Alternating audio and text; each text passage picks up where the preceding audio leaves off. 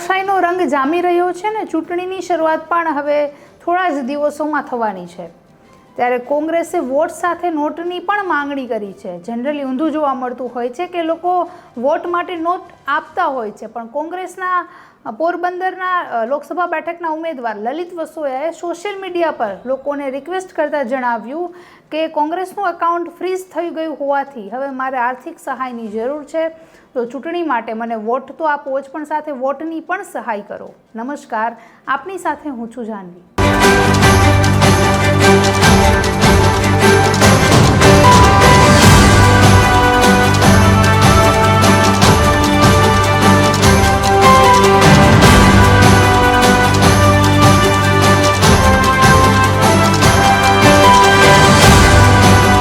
પોરબંદર લોકસભા બેઠકના ઉમેદવાર લલિત વસોયાએ સોશિયલ મીડિયામાં લોકોને જણાવ્યું કે કેન્દ્ર સરકારે કોંગ્રેસના એકાઉન્ટ ફ્રીઝ કર્યા છે, તેથી પાર્ટી પાસે ફંડ નથી। હું પોરબંદર લોકસભા બેઠક પરથી કોંગ્રેસ તરફથી ચૂંટણી લડી રહ્યો છું અને મારી પાસે અત્યારે ફંડ ન હોવાથી હું બધા લોકો પાસેથી, બધા જ મતદારો પાસેથી 10-10 રૂપિયાની સહાય માંગુ છું।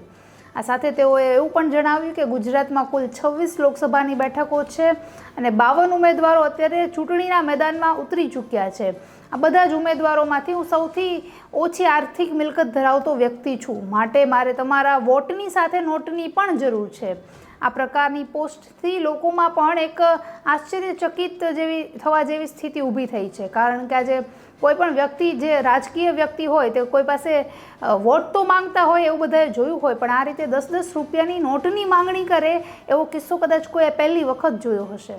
બેઠક પરથી ભાજપે કેન્દ્રીય મંત્રી મનસુખ માંડવિયાને ટિકિટ આપી છે, જ્યારે કોંગ્રેસ આ જ બેઠક પરથી લલિત વસોયાને ચૂંટણી મેદાનમાં ઉતારી રહ્યા છે।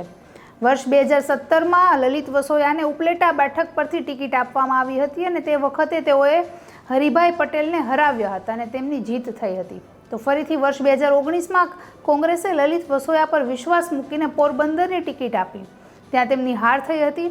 ત્યારબાદ વર્ષ 2022માં ફરીથી તેઓ હારી ગયા અને હવે વર્ષ 2024 લોકસભાની બેઠક માટે તેઓએ ફરીથી લલિત વસોયા પર વિશ્વાસ મૂક્યો છે। હવે આ વિશ્વાસ કેટલી હદે સાર્થક સાબિત થાય તે જોવાનું રહેશે।